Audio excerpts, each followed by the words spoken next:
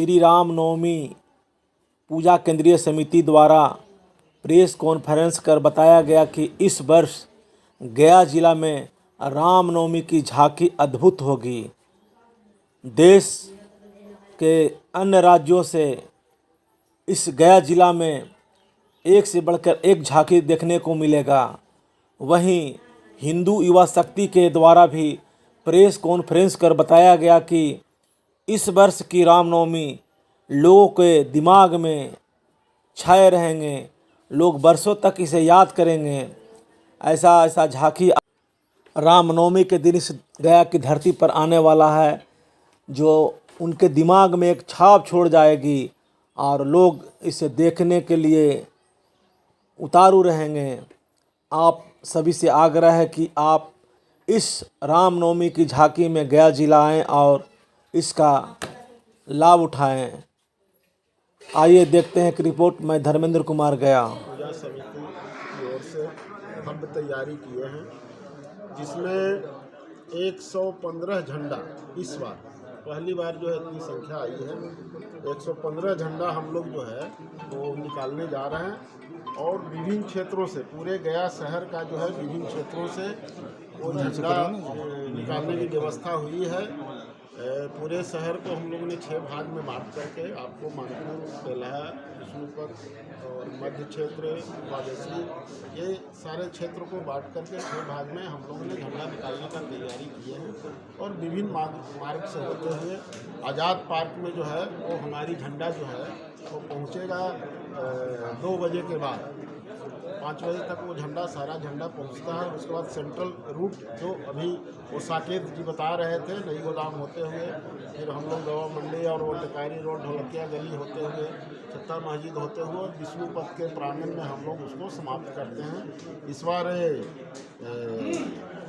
आकर्षण का केंद्र जो है वो कई अभी झांकी वो आपको बता रहे थे। आकर्षण का केंद्र इस बार झांकी होगा, जिसमें केरल से भी आ रहा है, बंगाल से भी आ रहा है, महाराष्ट्र से भी आ रहा है, उज्जैन से भी आ रहा है, मथुरा से भी आ रहा है। तो ये सारे हरियाणा से आ रहा है। इसके अलावे जो है वो स्थानीय झांकी भी, कई तरह के अखाड़ा लोग जो है वो अपना कला का प्रदर्शन करेंगे। ये तैयारी इस बार हम लोग को जो है भव्य तैयारी है। कमेटी के आयोजित प्रेस वार्ता में 115 शोभा यात्रा रहेंगे। थाईलैंड से, केरला से, सब जगह से यात्रा आ रहे हैं। अच्छा यात्रा निकलेगा। जनता से अपील के लिए शांति से शोभा यात्रा निकलेगा। कोई तरह का आयोजन मंडली से एवं गया की जनता से आह्वान करते हैं कि शांतिपूर्ण से अपने त्यौहार को, राम की जो जन्म के उपरांत जो रामनवमी पर जो शोभा यात्रा निकाली जाती है, शांतिपूर्ण मनाएं और समाज में मिलजुल कर अपने एकता का परिचय दें। प्रशासन से क्या अपेक्षा है? प्रशासन से अपेक्षा है कि जहाँ जहाँ मुस्लिम हिंदू मिक्स एरिया है, उस एरिया में सुरक्षा की पुख्ता व्यवस्था होनी चाहिए कि दोनों समुदाय के किसी भी लोगों के बीच में कोई तरह का व्यवधान ना हो। आपसी भाईचारा जो बरसों से चला आ रहा वो बरकरार रहे। किसी भी दल के द्वारा किसी भी तरह का कोई अप्रिय घटना की प्रयास न किया जाए। कलारी पट्टी युद्धक जो कला है वो इस बार बिहार की धरती गया जी में पावन रूप से आप लोगों को देखने को विशेष रूप से मिलने जा रही है।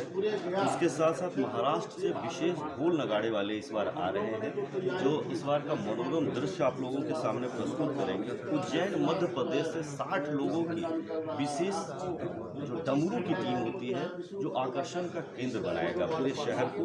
बनारस से अघोरियों की एक समूह है जो आप लोगों के सामने नृत्य प्रस्तुत करेगा। और एक विशेष अघोरी होते हैं जो अग्निवीर होते हैं, जो कामाख्या के आसाम से आने वाले हैं, जो इस बार के शहर में एक ऐसी धूम मचाएंगे जो देखने से आप लोग रोमांचित हो जाएंगे और शहर के तमाम लोग उनके लिए इंतजार करेंगे। तमिलनाडु से वाद्य यंत्रों का एक समूह है जो बहुत ही मनोरम चीज़ प्रस्तुत करेगा।